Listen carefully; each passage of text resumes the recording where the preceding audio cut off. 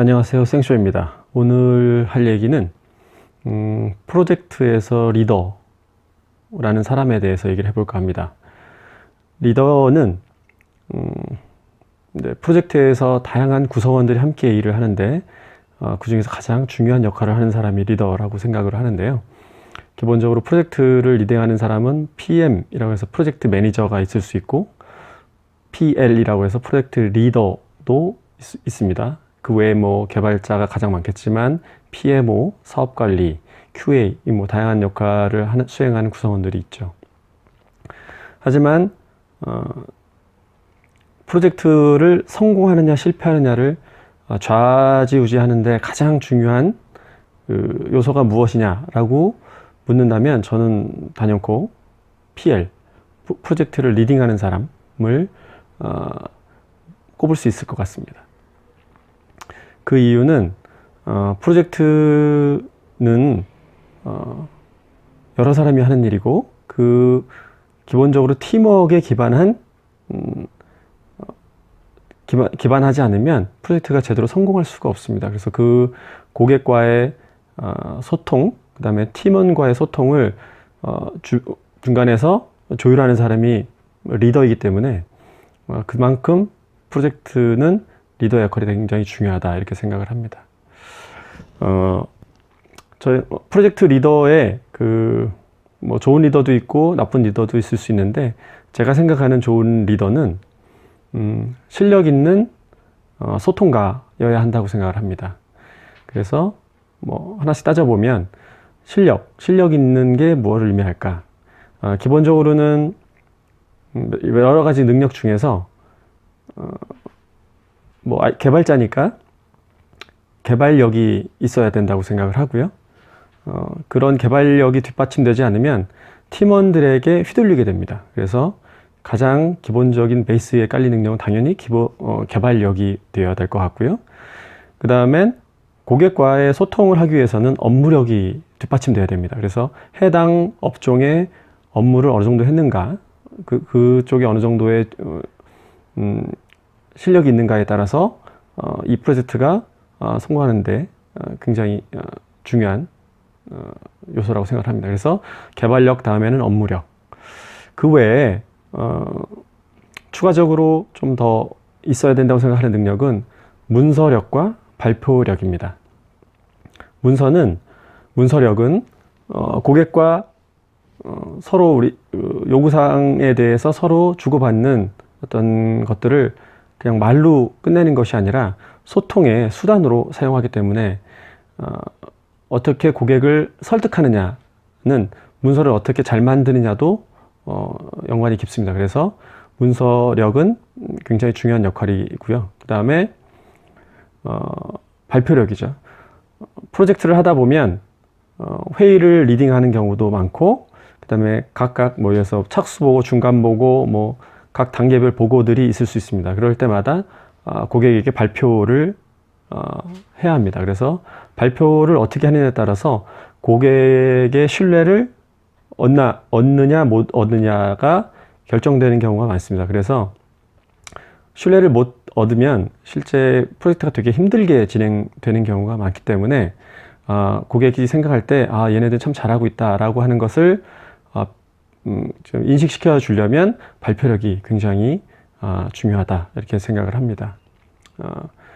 근데 이러한 능력들이 그냥 한순간에 어떤 마음가짐으로 이렇게 이루어지는 것들이 아니라고 생각합니다. 그래서 꾸준한 노력을 하지 않는다면 개발자에서 나는 어느 순간 나는 리딩 또는 컨설턴트가 돼야지라고 생각한다고 해서 되는 게 아닙니다. 그래서 어느 순간까지는 개발을 하다가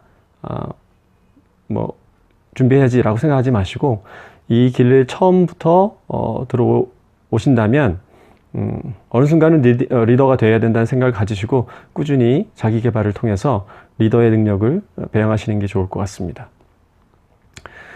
그 외에 반대로 나쁜 리더가 있죠. 그래서 나쁜 리더는 좋은 리더의 반대로 생각하면 나쁜 리더가 될 것 같은데, 실력이 없거나 소통하지 않으면 나쁜 리더가 되겠죠. 그래서 나쁜 리더의 몇 가지 유형을 한번 생각해 보겠습니다. 첫 번째로는 일의 양을 예측하지 못하는 리더가 있습니다. 팀원들이 자기 업무를 하는데 그 업무를 배분하는 사람이 리더의 역할인데, 리더가 난데없이 어떤 양을 예측하지 못하다 한꺼번에 덤탱이로 일을 확 받아온다든지 이러면 그 팀원들은 굉장히 힘들어지게 되겠죠. 그래서 처음부터 일의 양을 계속해서 잘 파악하는 것, 그래서 팀원들한테 골고루 일을 잘 배분해서 이 프로젝트가 잘 진행될 수 있도록 그렇게 끌어나가는 것이 리더의 역할일 수 있는데, 그런 것들을 잘 하지 못하면 팀원들에게 신뢰를 잃게 됩니다. 그래서 프로젝트가 힘들게 되고요. 특히 이제 그런 경우 그런 경우가 어떤 경우가 있냐면, 업무와 업무 사이에 경계성 업무들이 있습니다. 그래서 이 업무가 처음엔 서로가 자기 것이 아니라고 미루다가 어느 순간 결정되면서 한 번에 넘어오는 경우가 있는데, 이럴 경우에, 즉 경계성 업무가 이렇게 좀 예측을 못한다면 좀 힘들게 됩니다. 이런 것들을 잘 예측하는 리더가 되어야 될 것 같습니다. 두 번째는 요건을 정리 못하는 리더입니다. 고객들은 다양한 유형들의 고객들이 있겠지만, 그 중에선 자기가 하는 일에 대해서 확신을 갖지 못하는 고객이 많이 있습니다. 그래서 지금 이렇게 해주시다가요, 나중에 좀 이렇게 좀 바꿔주세요 라고 생각을 아예 하면서 대충 얘기하는 그 고객이 있을 수 있습니다. 그래서 처음부터 요건을 좀 명확하게 끊어내는, 그래서 나중에 이걸 바꾸면 안 된다는 식의, 조금씩은 바꿔줄 수 있지만 어쨌든 기본적으로는 크게 바뀌면 안 된다는 식의 인식을 고객에게 심어주고, 계속해서 그래서 빨리 의사결정을 유도하는 그러한 리더가 되어야 되는데, 그렇지 못하고 계속 고객처럼 우유부단하게 계속 뒤로 끌고 가는, 그렇게 된다면 프로젝트가 굉장히 뒷부분에 가서는 힘들어지게 됩니다. 그래서 그런 요건을 명확하게 정리 또는 확정을 못 시키는 그런 리더는 좋은 리더가 아닌 것 같습니다.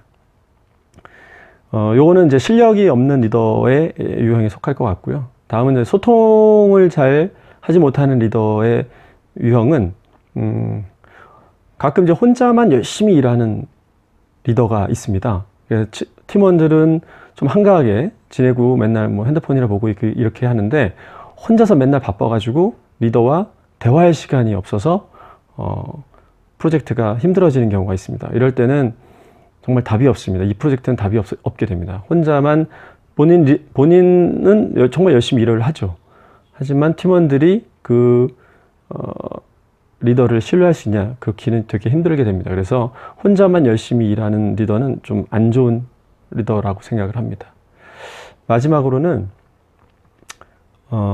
팀워크를 깨는 팀원을 그냥 두고 보는 리더가 있습니다. 프로젝트는 여러 명의 팀원들이 함께 일을 하게 되는데, 뭐 불특정 다수가 가끔 모여서 프로젝트를 할 때가 있다 보니까 그 팀원 중에는 굉장히 불평불만만 많은 팀원이 존재하게 됩니다. 뭘 해도 불평을 얘기하고, 그래서 전체적인 팀워크를 깨는 팀원이 발생할 수가 있습니다. 그럴 때 그 리더라면 이거를 못하게 하든지, 그게 줄어들지 않는다면 과감하게 제거를 하든지 해서 이 팀워크가 좋게끔 유지할 필요가 있는데, 그렇게 하지 않고 계속 두고 보는, 뭐 개인적 친분이 됐든 어쨌든 간에 그렇게 계속 두고 보는 그런 리더는 좋은 리더라고 할 수 없을 것 같습니다. 이렇게 리더에 대해서 얘기를 해봤는데요.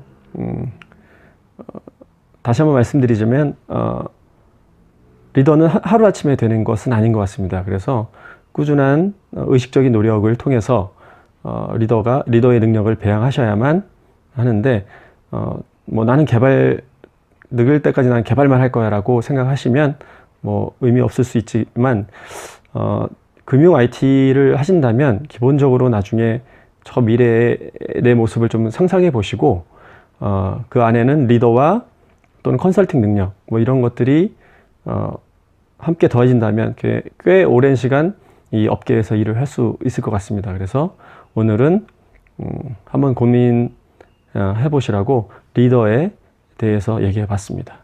생쇼였습니다.